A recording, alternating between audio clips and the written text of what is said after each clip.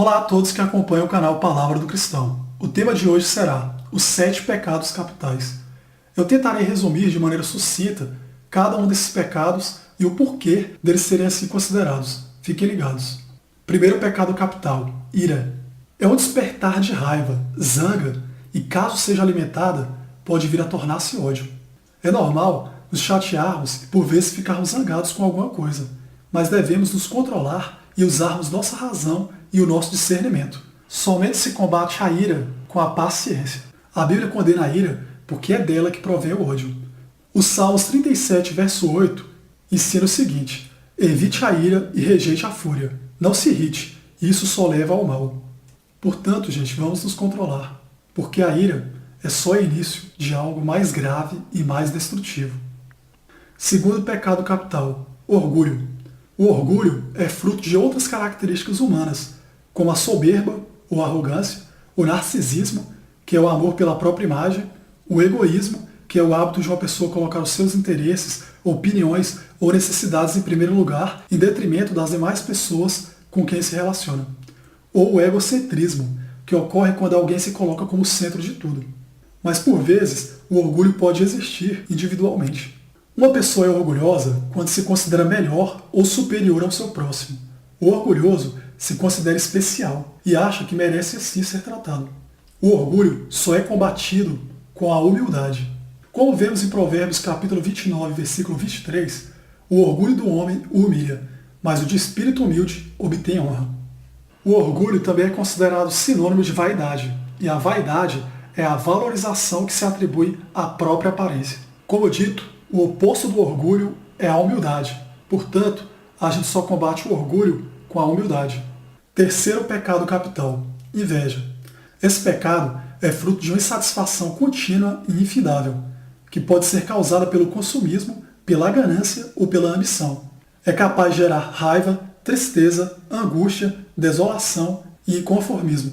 Significa o desejo de ter o que o outro tem, e vai muito além dos bens materiais. Pode se estender mesmo à alegria espontânea manifestada pelo indivíduo.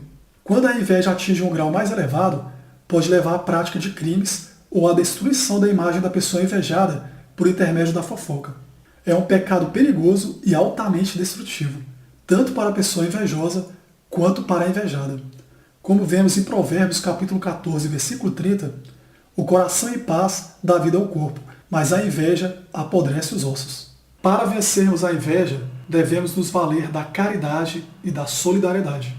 Quarto pecado capital, luxúria. Luxúria significa um descontrole sobre os desejos carnais, uma entrega completa a uma vida sexual desregrada, no qual tudo é permitido e tudo convém. O luxurioso vive na libertinagem e na promiscuidade, usando e abusando da sua liberdade, o que o torna por vezes um criminoso, pois durante essas práticas libidinosas ele pode vir a cometer algum crime contra a dignidade sexual. A luxúria seria a busca incessante e incansável pelo prazer sexual. Por isso, o amante desta vida pode vir a buscá-lo de inúmeras maneiras, praticando as mais variadas modalidades sexuais, por vezes com pessoas do mesmo sexo. Não é raro que a luxúria se torne um vício ou mesmo uma patologia. Ela é capaz de tornar a imoralidade algo rotineiro, modificando o pensamento e tornando o indivíduo um escravo do sexo. Tudo que o indivíduo olha, ele passa a associar ao sexo. A pornografia faz parte dos hábitos do luxurioso. A mente é o principal foco da luxúria, pois é dela que provém esse pecado. Atualmente, as músicas se tornaram uma forma de expressão da luxúria, com letras altamente sexualizadas que por vezes objetificam o sexo feminino. Como ensina o livro de Efésios, em seu capítulo 5, versículo 3, entre vocês não deve haver nem sequer menção de imoralidade sexual, como também de nenhuma espécie de impureza e de cobiça, pois essas coisas não são próprias para os santos. Isso é dito porque todo cristão tem como dever buscar a santidade. A virtude que combate a luxúria é a castidade. Quinto pecado capital, preguiça. Também chamada de ociosidade, se apresenta quando alguém evita qualquer tipo de esforço ou trabalho.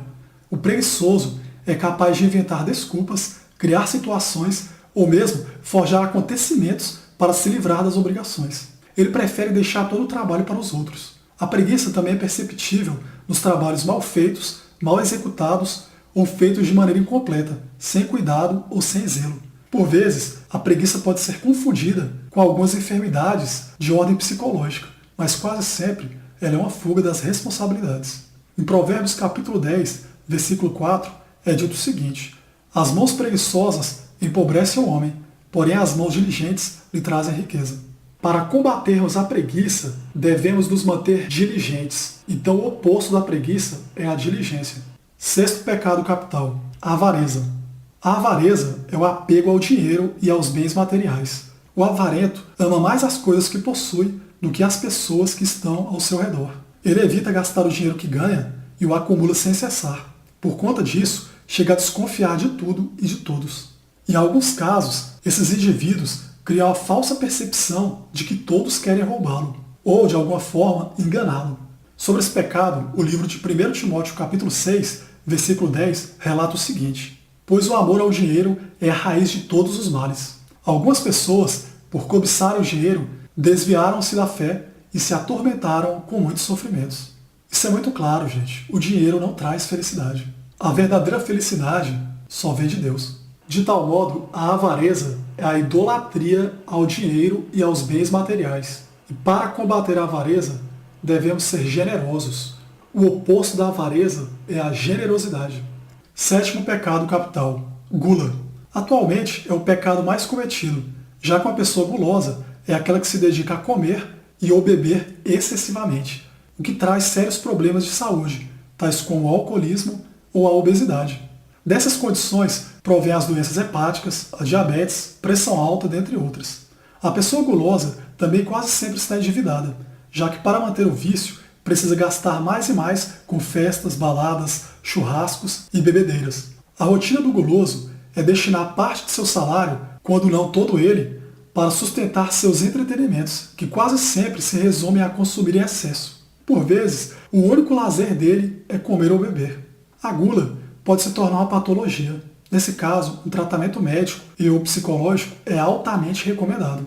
Inclusive, existem grupos de apoio para tanto. No que diz respeito a este pecado capital, o livro de Provérbios, capítulo 23, versículos 20 a 21, faz um alerta. Não ande com os que se encharcam de vinho, nem com os que se empanturram de carne, pois os bêbados e os glutões se empobrecerão, e a sonolência os vestirá de trapos. A gula também é a causa dos chamados alcoólatras de fim de semana, que sentem a necessidade de beber nestes dias, porque já se tornou habitual.